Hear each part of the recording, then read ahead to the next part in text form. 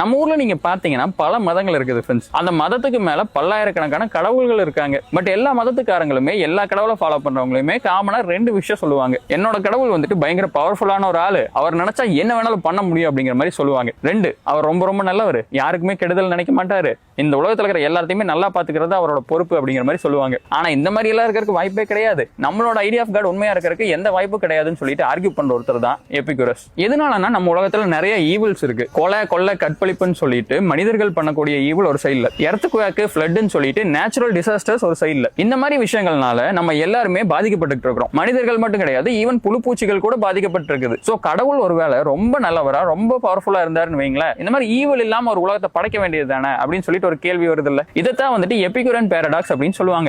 இதுல அவர் ஒரு 4 டைலமா எடுத்து முன்னாடி வைக்கிறாரு. ஒருவேளை கடவுள் நல்லவரா இருந்து அவர்கிட்ட இந்த மாதிரி ஈவில் இல்லாத உலகத்தை படைக்கிறதுக்கான சக்தி இல்லை அப்படின்னா அவரு அவ்வளவு பவர்ஃபுல் கிடையாது. அதே நேரத்தில் அவர்கிட்ட பவர் இருந்து இதை படைக்கிறதுக்கான மனசு இல்லை அப்படின்னா அவரு அவ்வளவு நல்லவர் கிடையாது. இல்லப்பா அப்படியெல்லாம் இல்ல, என் கடவுள் ரொம்ப பவர்ஃபுல், அவருக்கு நல்ல மனசு இருக்குது அப்படின்னு சொன்னா இந்த உலகத்துல எதனால கெட்டது இருக்க போகுது? இந்த மாதிரி ஈவில்ஸே இல்லாத ஒரு உலகத்தை அவர் படைச்சிருக்கலாம்ல. எங்கள் வீட்டில் எல்லா நாளும் கார்த்திகைன்னு சொல்லிட்டு நம்ம வாழ்க்கையை மாத்தி இருக்கலாம்ல. ஆனா அப்படி பண்ணாரா? இல்ல.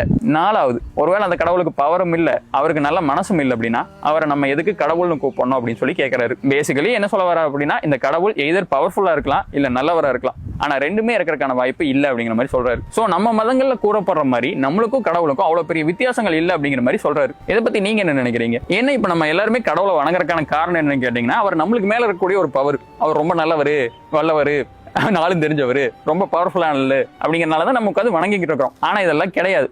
அவர் அவ்வளவு பவர்ஃபுல்லும் கிடையாது, அவ்வளவு நல்லவரும் கிடையாது. நம்மள மாதிரியே ஒரு நார்மலான ஆள் தான் அப்படின்னு தெரிஞ்சா நம்ம அவர் உட்காந்து வணங்கிட்டு இருப்போம்னு நினைக்கிறீங்களா இல்ல வணங்க மாட்டோம்னு நினைக்கிறீங்களா? நம்ம எல்லாருமே கடவுளை வணங்குறோமா இல்ல அவர்கிட்ட இருக்கக்கூடிய இந்த பவரை வணங்குறோமா?